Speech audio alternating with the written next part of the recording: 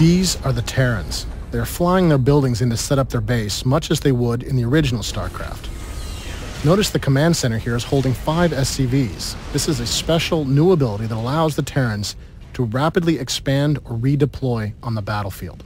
You can see some buildings here that you may recognize. We've got our factory, which allows the Terrans to make a number of powerful vehicle units. We also have our barracks, which the Terrans use to create all of their infantry. You may notice there's some new add-ons attached to these barracks. The first of these add-ons is the Tech Lab. The Terrans use this to purchase high-tech upgrades. The Terrans also have a new add-on called the Reactor, which can be used to give an additional build queue to any building it's attached to. This effectively is doubling the production capacity of this barracks. This new add-on system also allows the Terrans to reconfigure their production on the battlefield. We can lift off this barracks and we can fly this factory into its place. You want a piece of me, boy? And once the factory lands, that factory will gain the benefits of that tech lab, enabling you to build a number of high-tech vehicles and purchase vehicle-related upgrades.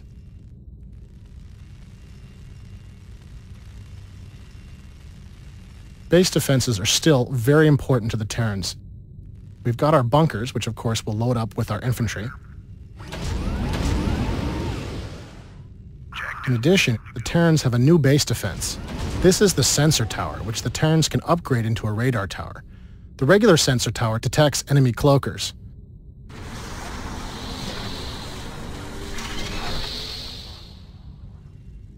But the radar tower allows Terran players to see enemy units moving in the fog of war. This is a powerful new ability that allows the Terrans to detect approaching enemy attackers and prepare for enemy ambushes.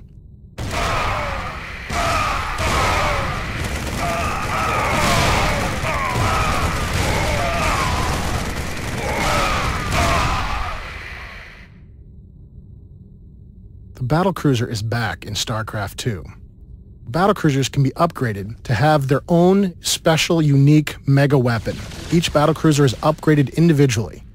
A popular choice is the Yamato cannon, which does significant damage to single enemy targets.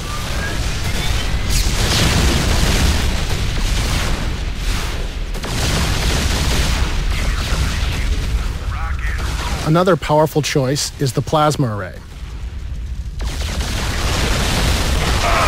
This is an area effect attack against enemy ground forces. Now, to deal with these battlecruisers, we'll need to bring in our Vikings. This is a new Terran tactical air fighter. It's armed with 2 powerful missiles that it can use to engage enemy capital ships.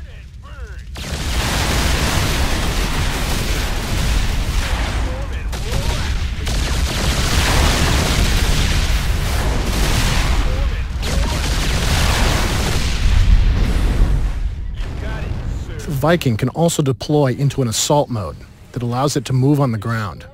You can imagine all of the different ways that you can use this on the battlefield. Of course, you can use it to avoid incoming enemy aircraft fire. But you can also use this special assault mode to make devastating attacks on enemy bases. We're going to fly north now and look for our enemy base. And once we get into position, we're going to take our Vikings and we're going to transform them into their assault mode and continue the battle on the ground.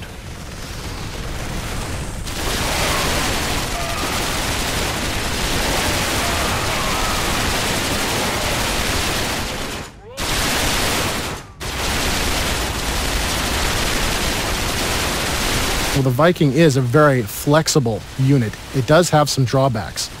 It's very vulnerable to counterattack from a dedicated anti-ground unit like these siege tanks.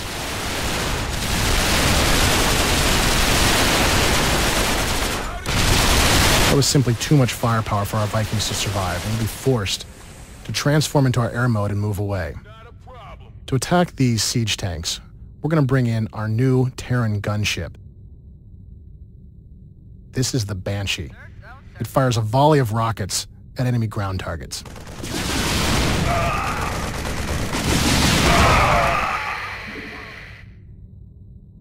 We copy. Sir, go, sir. We copy.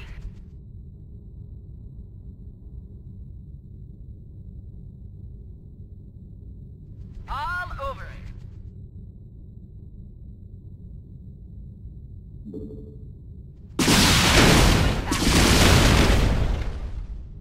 Now, these Banshees are vulnerable to this Marine counterattack, so we're going to cloak our Banshees and engage them with our area effect missiles. Fortunately for us, those Marines have clustered up, which is exactly what you don't want to do against the Banshee.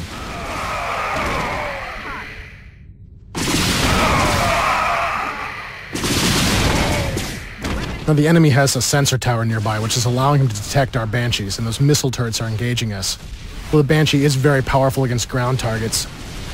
It's just not tough enough to stand up to those missile turrets, and once again, we're forced to retreat.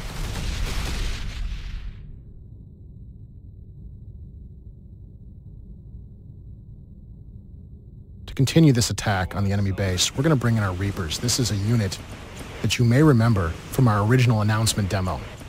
He's got his jump pack, which enables him to traverse this difficult terrain. The Reaper also has a new ability that you haven't seen yet. This is his demolition charge, which he can throw anywhere on the battlefield. The demolition charge takes a short time to go off, but once it explodes, it can do devastating damage to static enemy targets. The Reaper is also very powerful against the enemy's economy. We're going to move our Reapers into position here in this SCV stream and start to destroy the enemy's economy. It looks like the Terran commander is responding by transforming his command center into a planetary fortress. This is a powerful new Terran base defense that our Reapers simply don't have the firepower to deal with. Falling in.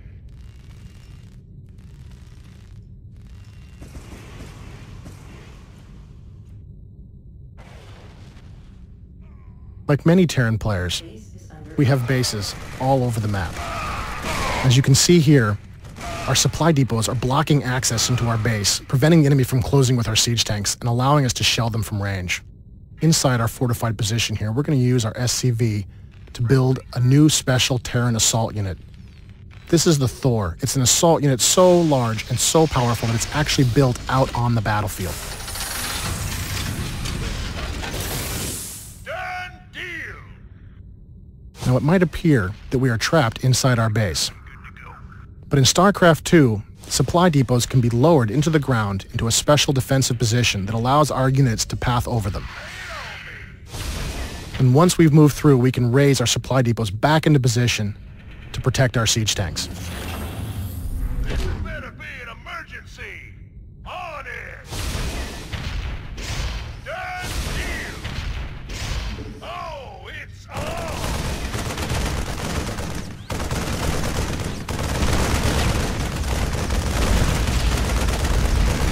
Now, you may notice that the Thor has some additional guns on his back. These special artillery attacks can be used against tough targets like this enemy planetary fortress.